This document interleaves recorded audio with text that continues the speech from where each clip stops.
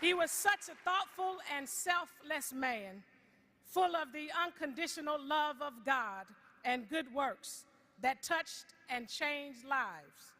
He was indeed a shining light, like our Father Martin.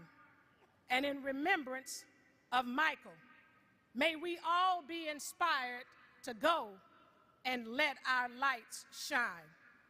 Rest in peace, our brother Michael.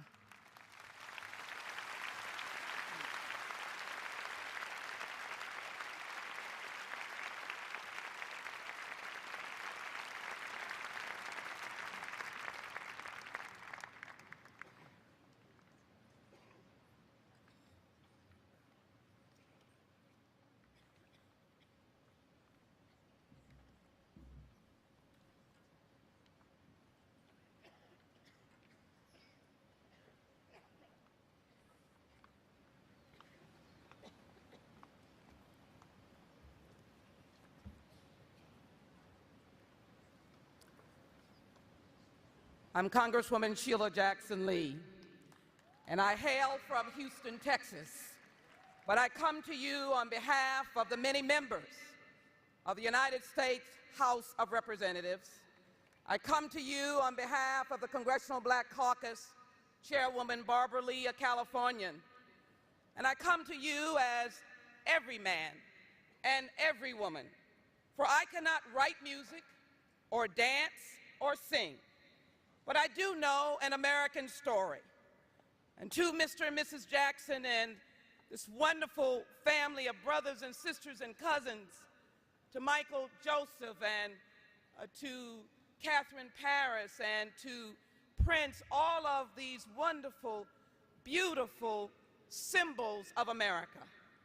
And I can tell you, as a member of the United States Congress, we understand the Constitution, we understand laws, and we know that people are innocent until proven otherwise. That is what the Constitution stands for.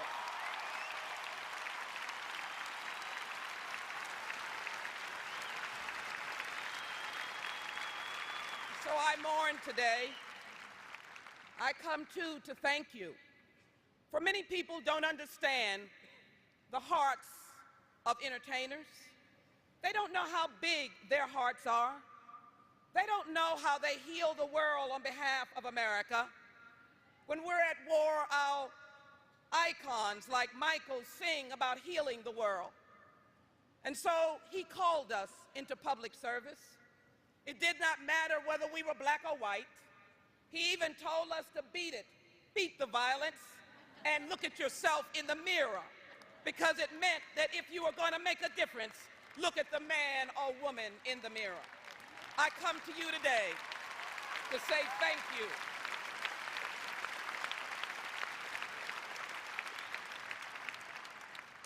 Some of you come from all faiths, and we respect that here in America.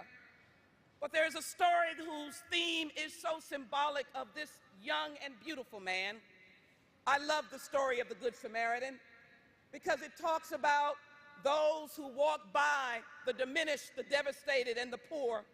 This was a broken and beaten man laying along a road.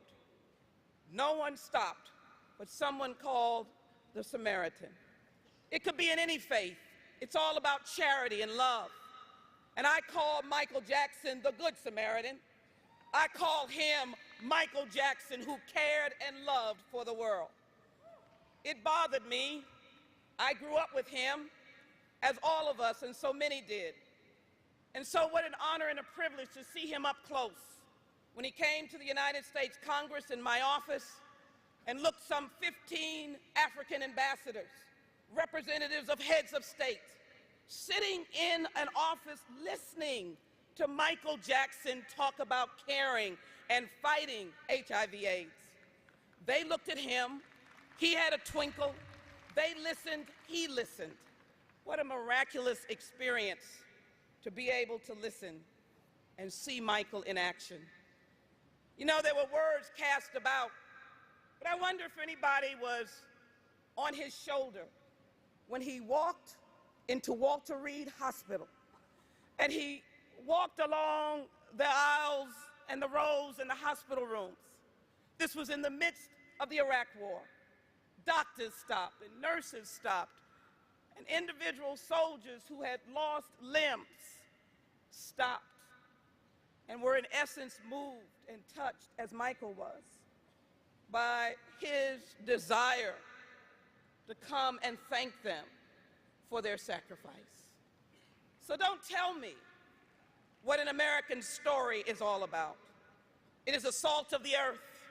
When this family took the talent that God had given them and made it into a miraculous and wonderful story for America. I come today for you to recognize that the flag flies, and the people who have spoken to the people's house. They recognize and they speak, and those of us who serve in elected office, we respond to the people. Michael fought for the tolerance of all people. In fact, I am reminded, although I speak in the tongues of all faith, that Michael fought the good fight. He was someone who understood, and I hope Mr. and Mrs. Jackson and the family will know, the Lord is our shepherd, and we shall not want. Michael Jackson, you've got to know his story, and it has not been told by all of what you have heard. He was someone who understood. If he was burned, he built a burn unit. If a hospital needed beds, he built those beds. If they needed money for developing countries, Michael gave. If he was in Namibia, he went to orphanages.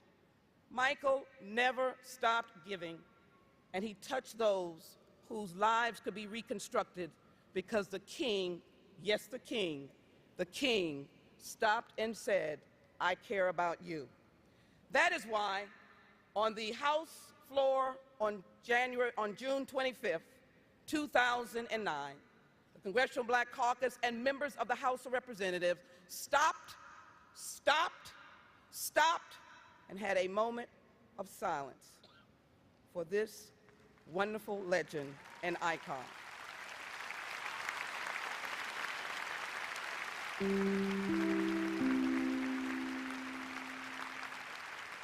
so to the family, let me simply come as someone that wishes she was long lost, Sheila Jackson Lee, but I'll keep looking and seeing, but coming to say to you that America appreciates and thanks you for Michael Jackson's life.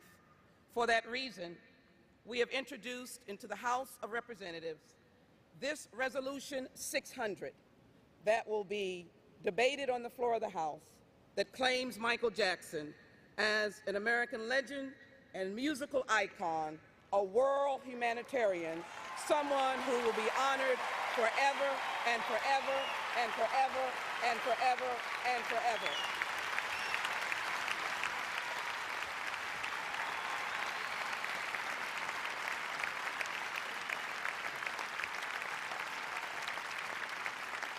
We are the world, and we are better because Michael Joseph Jackson lived. On behalf of myself and the people who have spoken, Michael Jackson, I salute you.